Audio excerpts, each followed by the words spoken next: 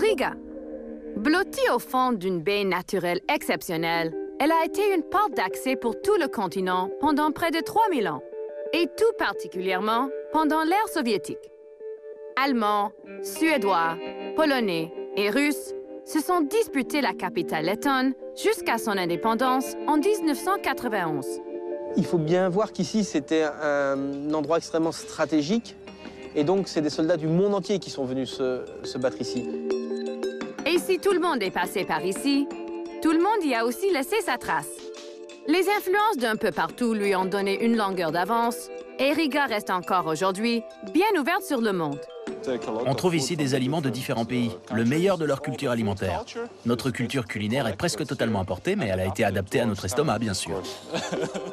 Au fil du temps, Riga a subi bien des invasions et bien des occupations. Mais quel que soit son statut politique, elle a toujours été une ville de commerce et de culture. Notre sphère culturelle se porte plutôt bien. On exporte des musiciens, des artistes, des chanteurs d'opéra et des chefs d'orchestre. Tant qu'ils reviennent ensuite chez nous, on ne peut pas se plaindre. Bien qu'elle ait une population d'1 million d'habitants, Riga a plutôt l'air d'un petit village, invitant et chaleureux, malgré les apparences.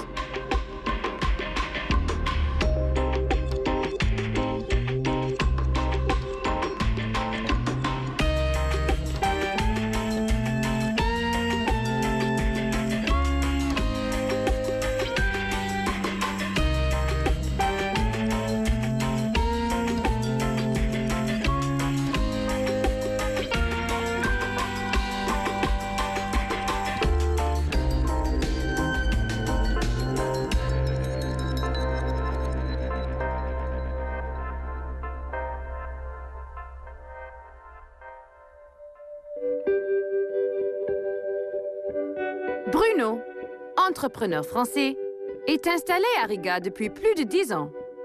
Rapidement, il s'est pris de passion pour l'histoire de sa ville d'adoption et pour ses particularités sociales.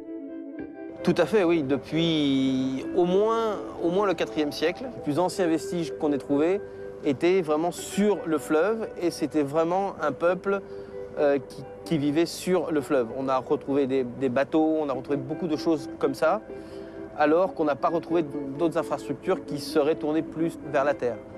Le fleuve remonte très très loin, donc on peut vraiment aller à l'intérieur des terres par le fleuve. Et surtout à l'époque où il n'y avait ici que des bois, c'était très très inhospitalier. Donc l'été, on allait en bateau, et l'hiver, quand le fleuve gelait, ça faisait une véritable autoroute.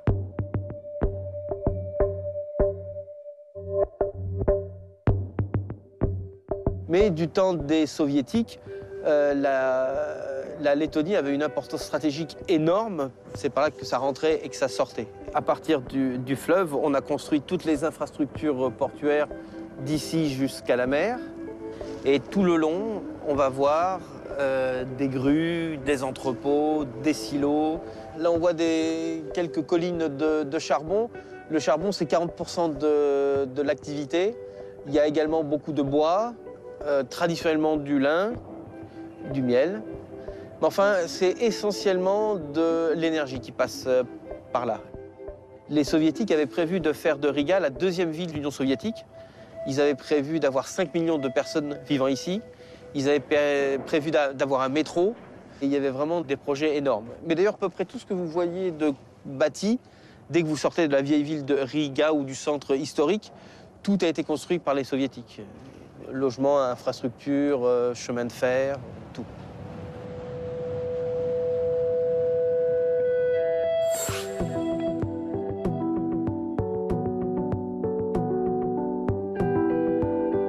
Riga était un des plus grands ports soviétiques à l'époque.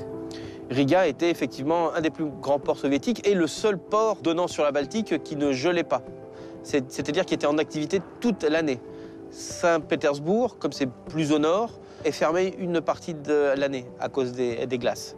Riga était germanique, suédois, polonais, russe. Alors elle est même plus vieille que la Lettonie. Oui, bien sûr, la Lettonie, c'est un pays qui est très très neuf. On m'avait appris à l'école que la Lettonie, la Lituanie et l'Estonie était né après la Première Guerre mondiale de la volonté de créer des États tampons entre la Russie et l'Allemagne. Voilà. Mais avant ça, la Lettonie en tant que pays n'existait pas vraiment. Elle a été intégrée à différents empires, souvent par morceaux, donc le nord étant plutôt suédois, finlandais, etc., l'est plutôt russe, le sud russe ou lituanien. Avec toutes les nations qui ont dominé la région, est-ce que la composition ethnique a beaucoup changé? Forcément. Il faut bien voir qu'ici, c'était un endroit extrêmement stratégique. Et donc, c'est des soldats du monde entier qui sont venus se battre ici. Des Espagnols, des Belges, des Français à différentes occasions, des Anglais, des Russes évidemment, des Polonais, des Suédois, des Finlandais, divers Caucasiens, des lanciers de la mer Noire, des Allemands évidemment. Toutes les guerres n'ont pas entraîné des vagues d'immigration. On a eu une première forte immigration allemande qui s'est très rapidement intégrée. On a eu une deuxième grosse vague qui a été la vague russe, mais qui est arrivée non pas à la Seconde Guerre mondiale, mais il y a plusieurs centaines d'années. Il y a au moins 300 ans que les Russes ont commencé à s'implanter ici. Énormément de Juifs qui sont là depuis aussi loin que la mémoire du pays remonte presque. Tout le monde avait des grands plans pour Riga. Pourquoi ils n'ont jamais abouti? Je crois qu'ils ont abouti. Riga s'est vraiment construite par phase grâce à tous ces envahisseurs qui ont chacun apporté de la culture, des infrastructures. Donc je crois que Riga s'est vraiment développée au fur et à mesure de ces changements de maître. Et chacun a apporté sa pierre. Je crois vraiment que Riga doit son expansion, sa culture, etc. à tous ces gens qui sont passés par là. Libérée de ses occupants, devenue capitale officielle d'une Lettonie indépendante en 1991, Riga plonge tête première dans le capitalisme. Il fallait que les gens adhèrent immédiatement au concept. Donc il fallait que tout ce qu'on leur avait dit avant sur les grosses berlines allemandes, etc., soit vrai. Donc on a eu une croissance un peu à l'américaine, c'est-à-dire qu'on a ouvert les vannes du crédit, mais à plein tuyau.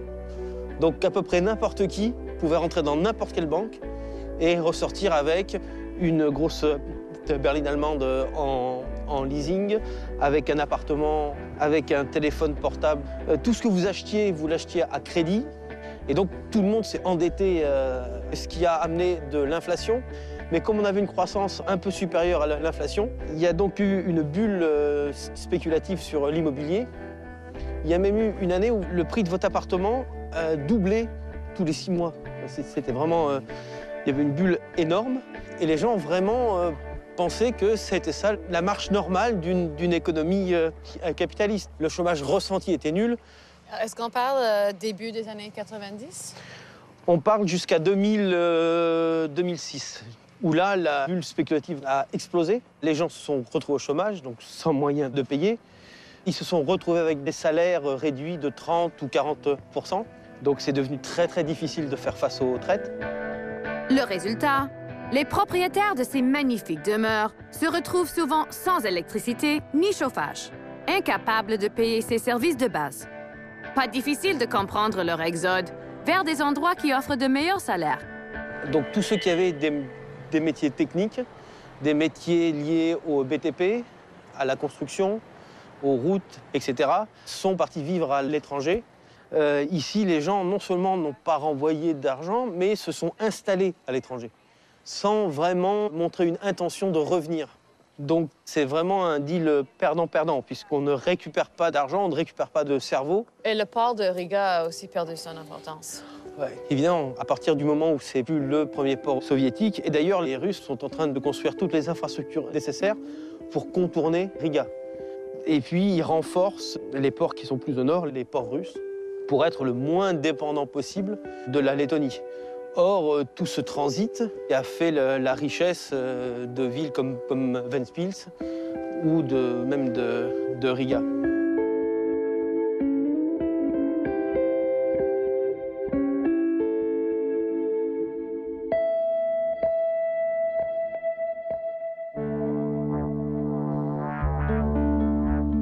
Présidente de la Lettonie de 1999 à 2007, Vaira Vike-Freiberga a lutté sans cesse pour la préservation de sa langue et de sa culture. Notre sphère culturelle se porte plutôt bien. On exporte des musiciens, des artistes, des chanteurs d'opéra et des chefs d'orchestre. Tant qu'ils reviennent ensuite chez nous, on ne peut pas se plaindre. La population décroît, la courbe démographique est inquiétante. C'est une tendance générale en Europe. Nous ne sommes pas les seuls, mais notre marge d'erreur n'est pas aussi importante que celle des pays de plus grande taille.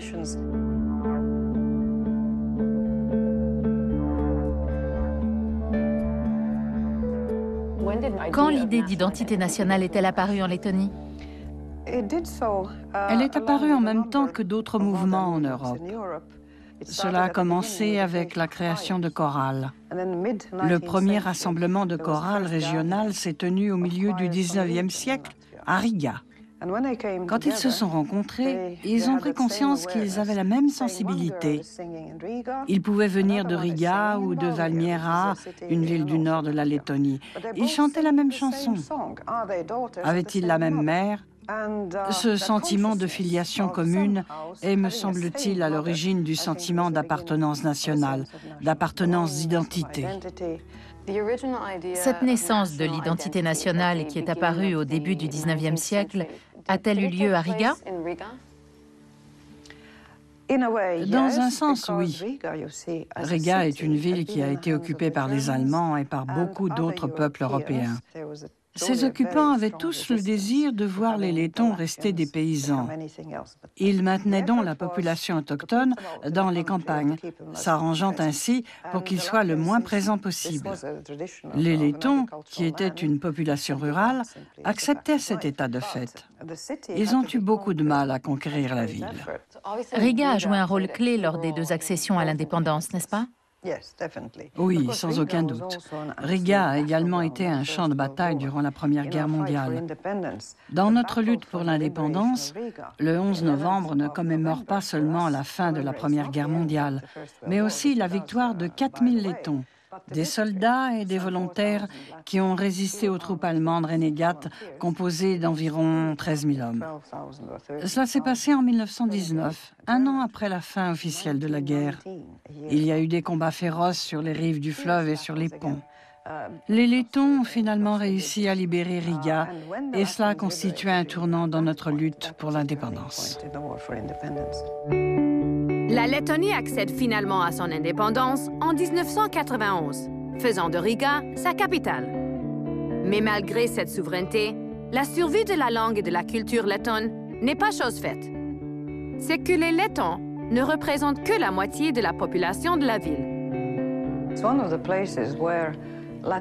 C'est l'un des endroits où la langue lettonne est menacée pour ce qui est de son usage dans la sphère publique. Il y a des endroits où cela est pire en Lettonie.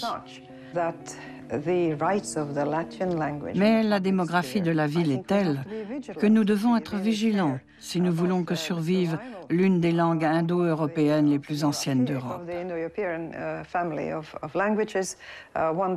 C'est une langue qui a un riche héritage oral et aussi une littérature très ancienne. Nous sommes très attachés à notre langue. Nous en sommes fiers. Nous aimerions qu'elle se développe comme les autres langues nordiques, selon les critères mis en place par l'Union européenne.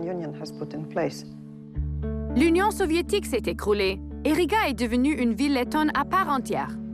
Mais le russe est encore la langue d'usage pour la moitié de ses citoyens. Tous les Lettons aspirent à vivre en paix. Ils n'ont pas toujours les mêmes racines, ce qui crée un sentiment différent d'identité profonde. En tant que présidente et comme la citoyenne que je suis, j'ai toujours cru qu'on pouvait être loyal envers un pays tout en ayant une origine ethnique différente. Durant des siècles, les Lettons n'ont pas été une nation unie. Ils étaient constitués de tribus qui parlaient des dialectes différents. C'est ainsi que sont nés tous les États-nations en Europe. Même si lettophones et russophones vivent en relative harmonie, Les vestiges de l'occupation soviétique provoquent encore tensions et confrontations. Comme bien d'autres, la famille d'Olga est d'origine russe, mais s'est installée ici il y a plus de 100 ans. Rigoise de plusieurs générations, Olga n'est toutefois pas considérée complètement lettonne. Pour bien des gens, elle est et sera toujours russe. Sans la Seconde Guerre mondiale et le XXe siècle, les relations entre les Lettons et les Russes seraient excellentes. Mais chaque année, il y a des dates qui provoquent des tensions. Périodiquement, il y a des moments sensibles.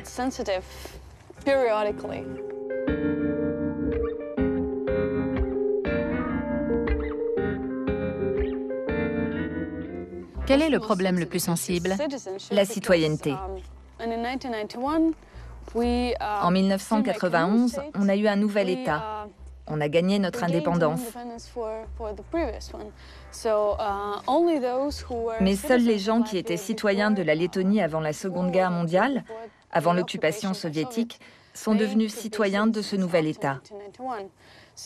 Une grande partie de la population qui était arrivée ici durant l'époque soviétique, qui n'avait que des passeports soviétiques et la citoyenneté soviétique, a soudain découvert qu'elle était citoyenne d'un État qui n'existait plus, l'URSS, et qu'elle n'avait plus la citoyenneté du pays dans lequel elle vivait depuis 20, 30 ou 40 ans.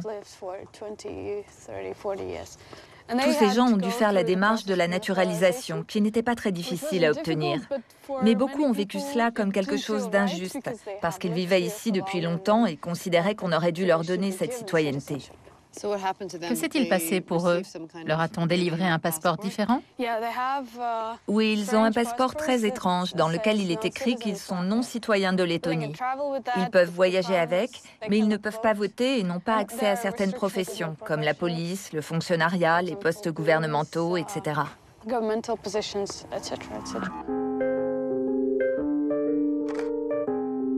D'après le recensement de 2011, plus de 300 000 personnes, en majorité des Rigois, sont toujours considérés comme des non-citoyens en Lettonie. Quand on est non-citoyen, pour accéder à la citoyenneté, il faut passer un test de langue, un test de culture générale. Sur l'histoire de la Lettonie?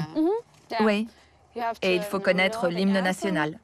Environ la moitié de la population de Riga est russe. Oui, ou plutôt russophone. La plupart sont russes, mais il y a aussi des russo-ukrainiens qui se considèrent souvent comme russes, parce que leur langue maternelle est le russe et qu'ils s'identifient à leur langue. Il y a beaucoup de représentants des anciennes républiques soviétiques? Oui, ils ont été appelés ici pour travailler dans les usines, les grandes manufactures de la ville et du port. Riga était une ville très industrielle. C'est pour ça qu'il y a beaucoup de russophones ici. Il y en a très peu dans les régions agricoles. Aucune autre ville n'est comparable à Riga en ce sens. Officiellement, les deux langues avaient les mêmes droits, mais tout le monde devait apprendre le russe à l'école. Maintenant, la situation s'est inversée. Il y a des écoles russes, mais 60% de l'enseignement se fait en letton. Environ 4 à 5% des familles russes mettent leurs enfants dans des écoles lettonnes, ce qui signifie que 96% les mettent dans des écoles russes. Mais l'éducation, la presse et la télé sont certainement les seuls domaines dans lesquels les Lettons et les Russes sont séparés. Dans les cafés, aux concerts, à l'opéra, dans les rues, ils vivent ensemble.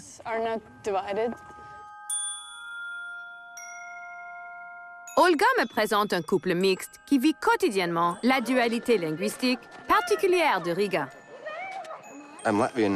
Je suis letton.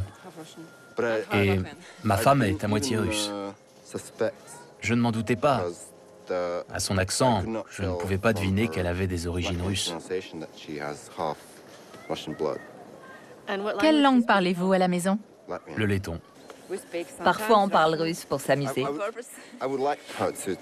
J'aimerais bien qu'elle parle plus souvent russe aux enfants pour qu'ils l'apprennent.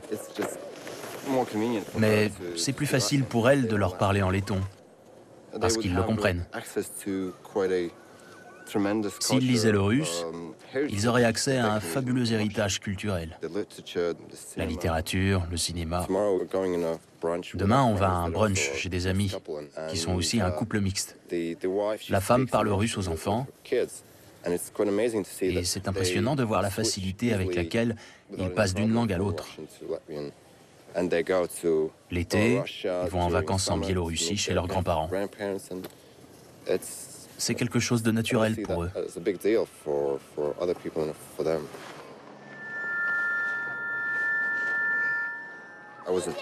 J'ai fait mes études dans une fac où il y avait des Lettons, des Russes, des Estoniens, des Lituaniens. Il y avait beaucoup de couples mixtes, et ça ne choquait personne. Dans les entreprises, les employés lettons et russes se lient facilement, parce qu'ils ont des choses en commun.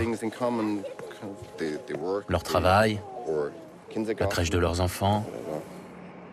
Je pense que la nouvelle génération est vraiment plus ouverte. Riga a été largement construite à l'aide de sa plus importante ressource naturelle, le bois. Moins connu que l'art nouveau qui a fait la renommée de la ville, les maisons de bois existent ici en quantité et en concentration unique au monde. Il y en a déjà eu plus de 12 000 dans la ville et 3 000 d'entre elles sont toujours debout. Négligés et abandonnés durant l'ère soviétique, ces bâtiments ont repris une valeur symbolique et historique avec l'indépendance du pays et le développement d'une identité nationale. Les problèmes économiques du pays compliquent la conservation de ce patrimoine architectural. Mais il existe tout de même quelques projets de restauration, notamment sur l'île de Kipsala et dans le quartier de Kansiama.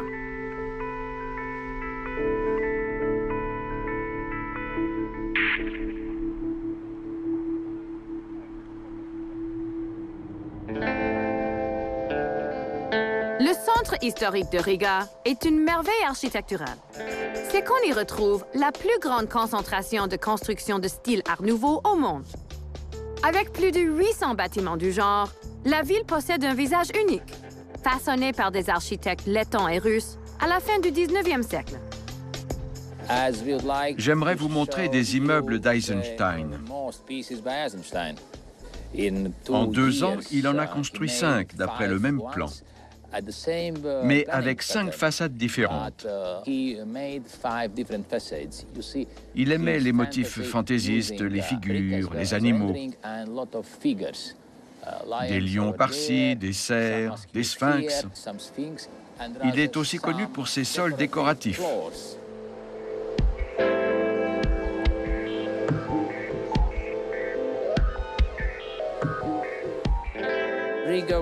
Riga était une ville très riche. Sa population a été multipliée par 10 au cours des 50 dernières années. Au début de la Première Guerre mondiale, Riga comptait plus d'un demi-million d'habitants. C'était une ville portuaire en pleine expansion, la seconde en termes d'importance après Saint-Pétersbourg. De grandes industries s'y sont installées. Les gens avaient de l'argent pour construire, et le seul problème était de choisir dans quel style. Et l'Art nouveau était très à la mode à cette époque. Quelles sont les grandes idées qui s'expriment à travers l'Art nouveau? À Riga, je pense qu'on voulait dire par là qu'on était une nouvelle capitale, avec le vent en poupe, et qu'on allait être prochainement à la tête d'un nouvel État, ce qui arriva 20 ans plus tard. D'une certaine façon, Riga en a fait sa marque de fabrique pour se distinguer des autres villes. Quand les Soviétiques sont arrivés, ce style ne leur a pas beaucoup plu. Ils ont transformé ces immeubles en logements sociaux. La plupart des intellectuels et des architectes se sont exilés ou ont été déportés en Sibérie. Le style de vie soviétique a totalement transformé ces immeubles. Des appartements destinés à loger une famille en logeaient désormais 5. Ils sont devenus des appartements communautaires, mais ils ont survécu.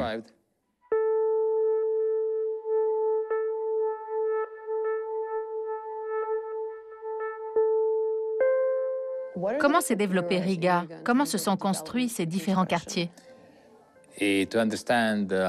Pour le comprendre, il faut regarder un plan de la ville. Riga est séparée en deux par un fleuve très large, la Daugava. La ville s'est d'abord installée et s'est développée tout au long du XVIIe siècle sur la rive droite. C'est là que se trouvait la vieille ville et le centre-ville. La rive gauche s'est développée plus tard, principalement avec l'arrivée du chemin de fer. La ville a un développement radial, elle n'a pas une structure linéaire. Après la Seconde Guerre mondiale, la banlieue, qui était encore très peu développée, s'est densifiée selon le concept des micro-rayons ou micro-quartiers soviétiques. Chacun de ces micro-rayons, sorte de quartier totalement autonome, a son école, son supermarché, ses installations sportives et médicales. Et chacun d'entre eux était jumelé à une zone industrielle. Mais si l'Art nouveau représente le visage que Riga veut promouvoir à l'étranger, il faut savoir que la ville a connu sa plus grande expansion sous l'ère soviétique. Esthétiquement et philosophiquement, à l'opposé des fioritures de l'Art nouveau. Ici, c'est le micro-rayon Meshtiem. Je suppose que c'est ce qu'on appelle une ville dortoir. Je vois. 10 000 personnes environ vivent ici et travaillent ailleurs. Les immeubles sont en bon état, comme vous pouvez le voir. Celui-ci a été partiellement rénové récemment. Ces immeubles sont construits en blocs de béton selon la méthode soviétique, sur un plan que l'on peut reproduire pour bâtir des centaines d'immeubles identiques. Ce sont des constructions de bonne qualité? Comparés à ce qui se construit aujourd'hui, oui, ils ne sont pas d'une très grande qualité, mais ils sont vivables. Avec les nouveaux règlements concernant les économies d'énergie, certains sont en cours de rénovation. Après 1991, les locataires sont devenus propriétaires de l'appartement dans lequel ils vivaient. Comment s'est faite la transition d'une ville soviétique à une ville post-soviétique? Après 1991, le droit de propriété a été rétabli. Il fallait fournir des actes de propriété antérieurs à 1941, date de l'invasion soviétique. Tous les terrains et les bâtiments de plus de 220 mètres carrés avaient été nationalisés.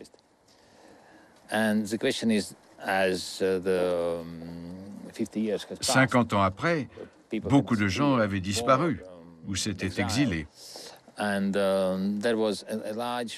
Les avocats et les agents immobiliers ont eu un énorme travail à faire pour remettre sur pied tout le système de propriété. Et ce nouveau système ne facilite pas la gestion de la ville, car aujourd'hui, la terre n'appartient plus à la ville ou à l'État, mais à des milliers de propriétaires. Que font les gens des grands espaces dont ils sont redevenus propriétaires?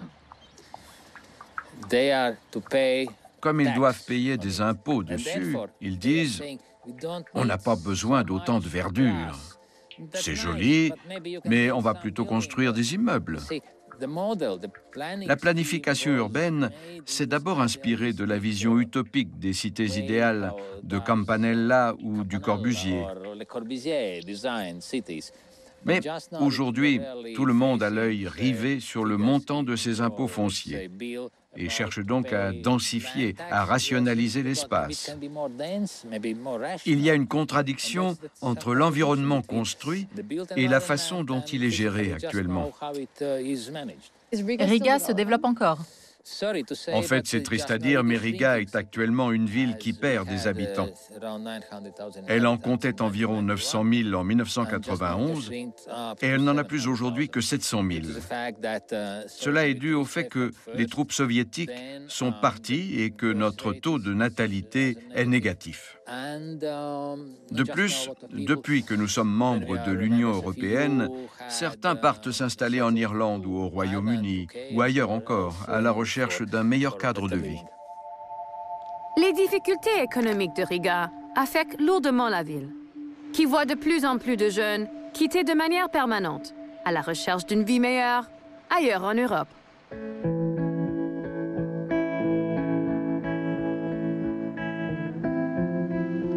La génération de Mara a l'âge de l'indépendance du pays. Nés au tournant des années 90, ils ont à peine connu le régime communiste. Leur âge est celui de l'autre Union, l'Union européenne. Moi, j'avais 6 ans quand l'Union soviétique s'écroulait. Donc, il y avait des petits détails difficiles. Mais sinon, c'était bien. J'ai des beaux souvenirs.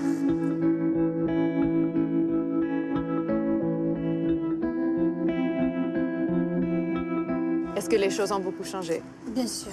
Il y a trop de choses qui ont changé, pour le bien et pour le mal aussi. C'est trop commercialisé, il y a trop de publicité,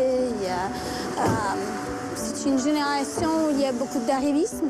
Les gens, ils veulent faire la carrière, ils vont gagner beaucoup d'argent. L'argent, c'est le plus important. Et puis, ce qui est bien, c'est la démocratie qui est arrivée. Donc, c'est une société plus ouverte. Oui. Mais ça change petit à petit. Et je pense que les gens commencent à être plus ouverts, plus compréhensibles aux autres cultures. Depuis son indépendance, la Lettonie a perdu presque le quart de sa population. Et Riga en souffre énormément. Le déclin démographique se poursuit année après année, particulièrement chez les jeunes de moins de 35 ans. Au début, c'était un peu chaos. C'était beaucoup de changements pour le peuple. C'était difficile. Mais en même temps, il y avait des gens qui ont prospéré de cette situation. Ils ont utilisé ce changement pour trouver une possibilité d'un business. Quand est-ce que Riga était en pleine effervescence? À partir de l'année 2000 jusqu'à 2008, quand la crise a commencé. En letton, on appelle ça les années grasses. Le temps où les gens avaient beaucoup d'argent et dépensaient beaucoup. Et ils ne pensaient pas au futur. Mais après, la crise est arrivée et ils ont perdu le travail. Donc, pour régler la situation des prêts, pour les rendre, en fait, beaucoup de gens ils sont partis de Lettonie pour travailler ailleurs.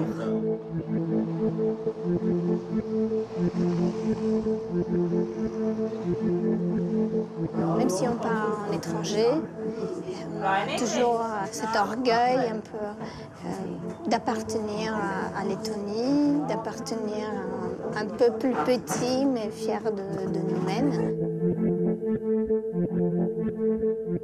J'ai entendu dire que 80% des émigrants de la Lettonie ont moins que 35 ans. Il faut comprendre que pour les jeunes, c'est plus facile de partir que pour plus âgés. Et ils connaissent beaucoup de langues. Et ils ont plus du courage pour partir aussi. Alors ça laisse une vie d'ici, en Lettonie? Oui, exactement. Donc, il y a beaucoup de jeunes qui partent et ils ne reviennent pas. Est-ce que tu trouves que le gouvernement fait assez pour les retenir? Bien sûr qu'ils font leurs efforts, mais quand même pas assez. Je dirais que c'est pas assez puisque ça continue et les gens quittent le pays.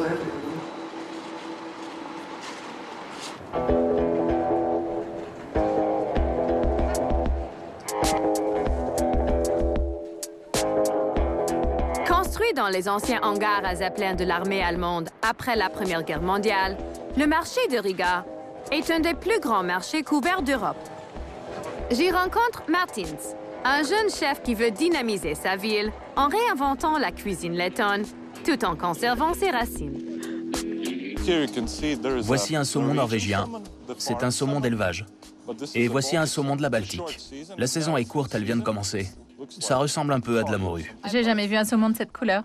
Vous préférez le saumon norvégien ou le saumon de la Baltique? Celui de la Baltique, bien sûr, parce que c'est de là que je viens.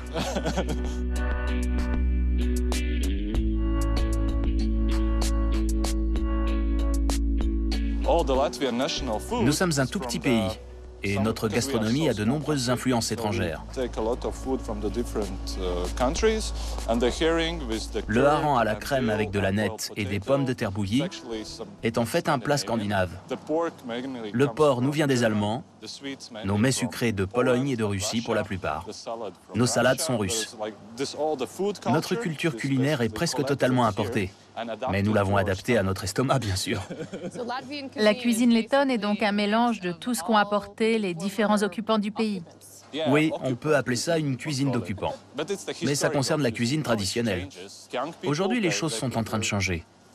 Les jeunes préfèrent une cuisine moins riche parce qu'on ne travaille plus à la ferme, mais derrière des ordinateurs.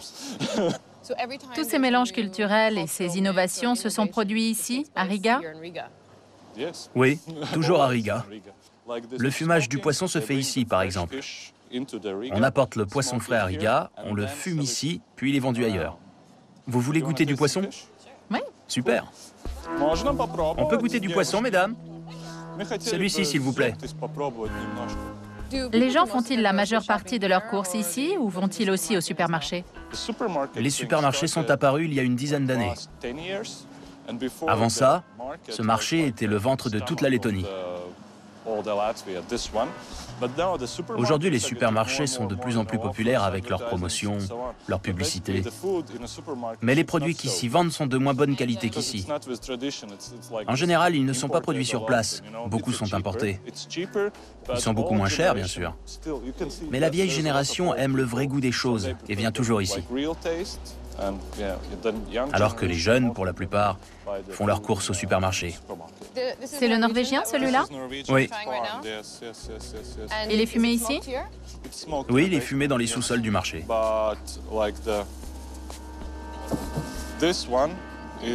Ce poisson est local. Celui-ci aussi. Celui-ci aussi.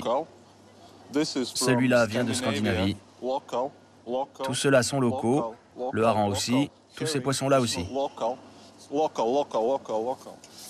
Si vous allez au supermarché, ce n'est pas le cas. Merci.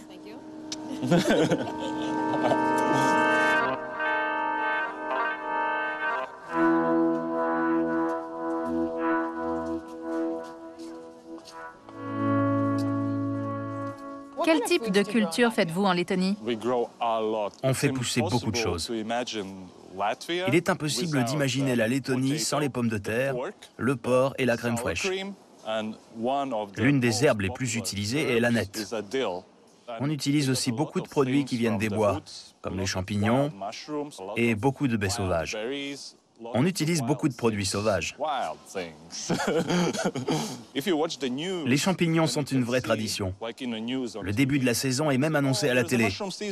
Et tout le monde va faire la cueillette. Les produits locaux font la une? Oui, tout à fait. Vous tirez le maximum de chaque saison? Oui, parce qu'on ne peut pas toujours avoir des produits frais. En automne, on conserve donc des légumes en prévision de l'hiver. Au printemps, on a tous les légumes verts. On doit travailler en pensant à la saison suivante, avec en perspective les 2 ou 3 prochains mois. Les gens de mon âge, les trentenaires, adorent les légumes marinés, les tomates, les cornichons, les choux. Ce sont des incontournables.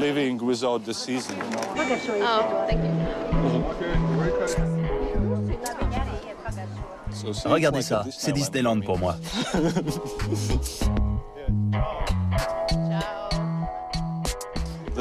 La crème fraîche ici, c'est comme la sauce soja dans les pays asiatiques et le ketchup aux États-Unis. Maintenant, allons au restaurant. La riche histoire de Riga est bien présente dans sa gastronomie. Loin de faire table rase, Martin s'inspire autant de ses origines culturelles que des influences modernes. La cuisine moderne lettonne est fortement influencée par la Scandinavie et par le reste du monde. La pizza, par exemple, est arrivée ici en 1991, vous imaginez? Vous devez en manger depuis que vous êtes toute petite, non? Eh bien, nous, on l'a connue en 1991. Ce sont encore de nouvelles influences. Comment arrivez-vous à garder votre identité culinaire avec toutes ces influences? Avec des ingrédients locaux. Quand on va dans les restaurants simples et abordables de la vieille Europe, on sait à quoi s'attendre.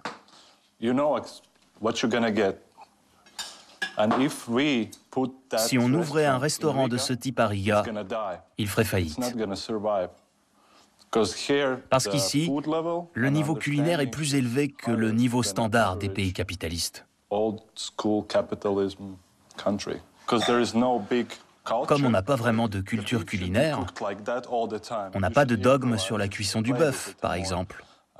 On improvise davantage, on utilise beaucoup plus d'ingrédients, et on a des techniques comme le marinage, la salaison ou le fumage, qui sont peu utilisées en France, en Italie ou en Espagne. Chez nous, les gens ne vont pas au restaurant une fois par semaine. On ne sort pas souvent en famille. Alors quand on le fait, on dépense beaucoup et on veut en avoir pour son argent. C'est pour ça que ce n'est pas facile de travailler ici. Il faut toujours se renouveler. Quand on a ouvert ce restaurant, on n'avait pas assez d'argent pour se payer de belles assiettes. On n'avait pas d'argent, mais on était créatifs et les gens étaient en demande. Il y avait une attente. On a donc commencé par servir les entrées sur du papier de cuisson sur lequel on dessinait. C'est comme ça que tout a commencé, que les gens ont parlé de nous.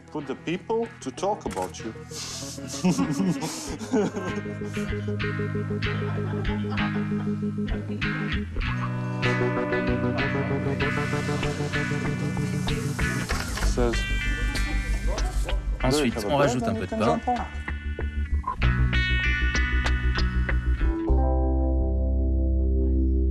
La nourriture n'est qu'un élément qui démontre le lien qu'ont les Lettons avec la terre. La nature est extrêmement importante pour les Rigois. Leur ville regorge d'espaces verts. Mais ici, ces havres de nature ne sont pas nécessairement que des parcs. On a besoin de la nature. Le jardinage nous permet de rester en contact avec elle quand on vit en ville. Mais c'était aussi un besoin très pratique à l'ère soviétique. Brejnev avait mis en place un programme alimentaire qui exigeait que chaque citoyen subvienne à ses besoins, vive en autarcie. C'était donc très important d'avoir son propre lopin de terre et d'aller ramasser des champignons et des baies dans les bois. On en faisait des conserves pour l'hiver. C'était essentiel. Sinon, on n'avait pas de confiture en hiver, parce qu'il n'y en avait pas dans les magasins.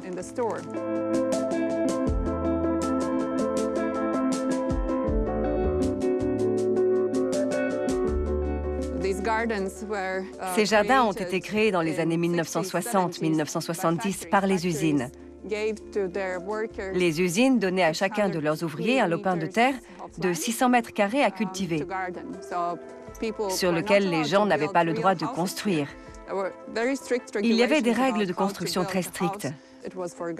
On ne pouvait construire que des cabanes de jardin pour ranger ses outils.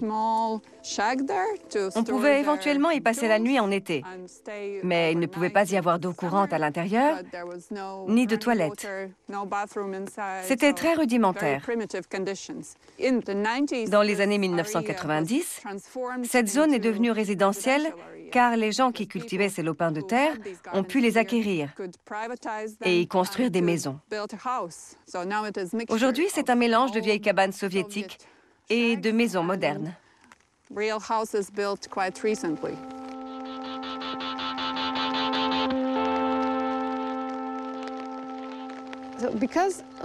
En raison de la longue histoire d'occupation de leur pays, les Lettons ressentent-ils le besoin de posséder une terre aujourd'hui?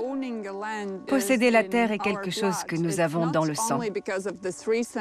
Ce n'est pas lié seulement à l'occupation soviétique, durant laquelle on nous a confisqué nos terres. Cela remonte à plus loin dans notre histoire. Durant des siècles, les terres ont appartenu à des seigneurs allemands. et les paysans rêvaient d'avoir la leur. Ce n'est qu'au XIXe siècle qu'ils ont pu commencer à en acquérir pour la première fois. Et beaucoup l'ont fait. Nous sommes peut-être une nation paysanne. Beaucoup de Lettons, même s'ils n'en sont pas réellement conscients, ont en eux ce besoin d'avoir leur terre, leur pays, leur indépendance. Vous voyez là, c'est à vendre. Vous pouvez acheter. Un lopin de terre? Oui, exactement. On peut les appeler et leur demander combien ils le vendent. Labdien! Es eju pa dārziņiem un redzu, ka jūs pārdodat zemi, jūs pārdodat dārziņu. Yeah, it is 20,000. C'est 20 000 lattes. Ce n'est pas donné. Dans le prix sont inclus la maison rouge ainsi que des toilettes extérieures. Le lopin est plus grand que d'habitude. Il fait 780 mètres carrés. Je lui ai dit qu'on allait réfléchir.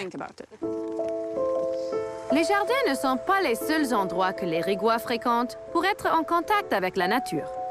À ma grande surprise, les cimetières sont très populaires auprès de la population lettonne de Riga. Je pense qu'aucun autre peuple n'accorde une telle importance à ces cimetières. On m'a dit que les Lettons avaient un réel amour pour leurs cimetières. Oui, c'est une sorte d'obsession chez nous, et aussi un symbole national. Ce sont des endroits très particuliers, à la fois des monuments et des parcs, des jardins. Ce sont des endroits très vivants, toujours plein de monde. Il y a des fleurs, des bougies, et les gens y viennent très souvent. Ma mère y va tous les week-ends. C'est aussi l'occasion de faire un peu de jardinage. Les gens plantent des fleurs, entretiennent les tombes, ils ramassent les feuilles mortes en automne. C'est une autre façon d'être proche de la nature.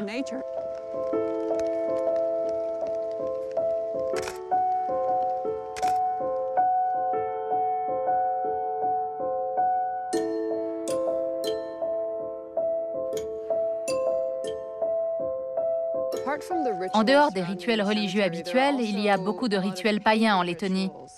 Pouvez-vous nous parler de Jāņi? Jāņi est la fête la plus importante du pays. Elle se tient dans la nuit du 23 au 24 juin. On doit accomplir une série de rituels précis qui sont censés nous assurer de bonnes récoltes. On allume des feux au coucher du soleil et ils doivent rester allumés jusqu'à l'aube. Tout au long de la nuit, on chante, on danse et on boit de la bière en mangeant des plats typiques de cette fête. Cette fête est-elle aussi célébrée à Riga? Il y a 3 ou 4 ans, notre maire a décidé qu'on devait aussi fêter Jāņi à Riga, parce qu'il y a beaucoup de gens qui ne peuvent pas quitter la ville au moment de la fête. C'est donc lui qui a instauré ça. Il est russe. C'est intéressant que ce soit lui qui ait organisé la fête de Jāņi à Riga. C'est une fête très populaire. Beaucoup de gens y assistent.